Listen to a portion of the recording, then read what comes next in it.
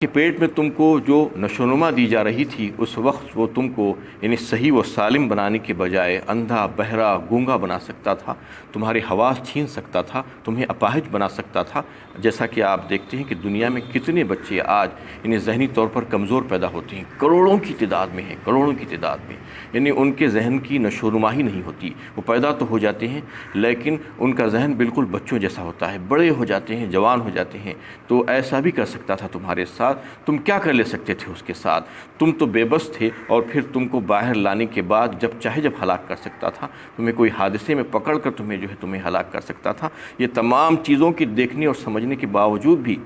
تم اس سے بغاوت کرنے کی کوشش کرتے ہو، تم اس سے نمک حرامی کرنے کی کوشش کرتے ہو، تم اس کی احسان فراموشی کی کوشش کرتے ہو، تم اس کی بات نہیں ماننا چاہتے، تم اس کے احکامات کو پس پشت ڈال کر زندگی گزارنا چاہتے ہو۔ تو کیا تم یہ سمجھتے ہو کہ اس کی طرف سے تمہیں کوئی سزا نہیں ملنے والی ہے؟ تم آزاد ہو، تم جو چاہے کر سکتے ہو؟ ایسا نہیں ہے۔ اللہ تعالیٰ فرمانا چاہ رہے ہیں کہ تم کو اس نے جیسا بتدریج مختلف مدارس سے گزارتے ہوئے پیدا فرمایا، تم جب کچھ بھی نہیں تھے تم کو پیدا فرما دیا، تمہارے ساتھ وہ سارے معاملات کیے، تم کو بن مانگے وہ تمام چیزیں اللہ تعالیٰ نے عطا فرما دی، اور اگر وہ نہیں دیتے تو آج تمہارا وجود بھی نہیں ہوتا تھا، آج تم زندہ بھی نہیں رہتے تھے۔ تم کو اس بات کا لحاظ کرنا چاہیے کہ اللہ تعالیٰ نے تم کو وہ ساری قوتیں، وہ ساری صلاحیتیں عطا فرمائی ہے، اس کی شکر گزاری کا جذبہ تمہارے اندر ہونا چاہیے۔ الم تروا کیف خلق اللہ سبع سماوات طباقا، کیا تم دیکھتے نہیں ہو کہ اللہ تعالیٰ نے کس طرح 7 آسمان تہ بتہ بنائے ہیں؟ وَجَعَلَ الْقَمَرَ فِيهِنَّ نُورًا وَجَعَلَ الشَّمْسَ سِرَاجًا، اور ان میں چاند کو چمکدار بنایا۔ اس میں اللہ تعالیٰ اپنی جو بڑی بڑی تخلیقات ہیں اس پر غور و فکر کے لیے دعوت دے رہے ہیں، بتا رہے ہیں کہ دیکھو تمہارے سر پر 7 آسمان اللہ تعالیٰ نے کیسے تہ بتہ بنا دیے،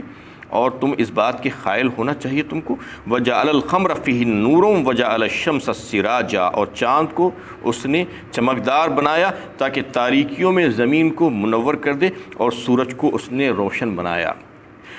اللہ تعالیٰ مختلف انداز میں مختلف صورتوں میں اس کا تذکرہ فرما رہے ہیں کہ وَجَعَلَ الشَّمْسَ ضِيَاءً وَالْقَمَرَ نُورًا وَقَدَّرَهُ مَنَازِلَ لِتَعْلَمُوا عَدَدَ السِّنِينَ وَالْحِسَابَ، فرمایا سورج اور چاند کو جو بنائے ہیں اس کی مختلف ضرورتیں ہیں، انسان کی ضرورتوں کی خاطر ہم نے اسے بنایا، اور سورج کو ہم نے چمکتا ہوا اور چراغ کی مانند بنا دیا، اور چاند کو نورانی بنا دیا، اور پھر ان دونوں کے اندر ہم نے اندازے مقرر فرما دیے، اور اس میں حساب و کتاب کے لیے تمہارے لیے ہم نے آسانی کر دی، کیونکہ یہ 2 ہی ذریعے ایسے ہیں جس کے ذریعے سے انسان حساب و کتاب کرتا ہے، وقت کا اندازہ، دن کا اندازہ، سالوں کا اندازہ۔ چاند کو تو یعنی کھلی آنکھ سے بالکل نیکڈ آئی سے انسان آسانی کے ساتھ دیکھ لے سکتا ہے، اس لیے اللہ تعالیٰ نے ساری عبادات کا معاملہ چاند ہی کے ذریعے سے مقرر کیا ہے۔ سورج کے لیے کیلکولیشنز چاہیے، اس کے لیے کچھ علم چاہیے، کیونکہ اس میں آپ آسانی کے ساتھ اندازہ نہیں لگا سکتے، لیکن چاند سے بڑی آسانی کے ساتھ دنوں کا اندازہ لگا سکتے ہیں، مہینوں کا اندازہ لگا سکتے ہیں، وقت کا اندازہ لگا سکتے ہیں۔ یہ ساری چیزیں اللہ تعالیٰ نے اس میں رکھ دی ہے۔ یہ انسان کی ضرورتوں کی تکمیل کے لیے اللہ تعالیٰ اس پر متوجہ فرمانا چاہ رہے ہیں کہ دیکھو کیسی بڑی بڑی تخلیقات ہم نے کی ہے تمہارے لیے، اور پھر تم کو پیدا کیا اور تمہاری ضرورتوں کی تکمیل کی، پھر آخر تم کیوں اللہ تعالیٰ کو نہیں مانتے اور اللہ تعالیٰ کے احکامات کی پابندی کیوں کرنا نہیں چاہتے؟ وآخر دعوانا ان الحمد للہ رب العالمین۔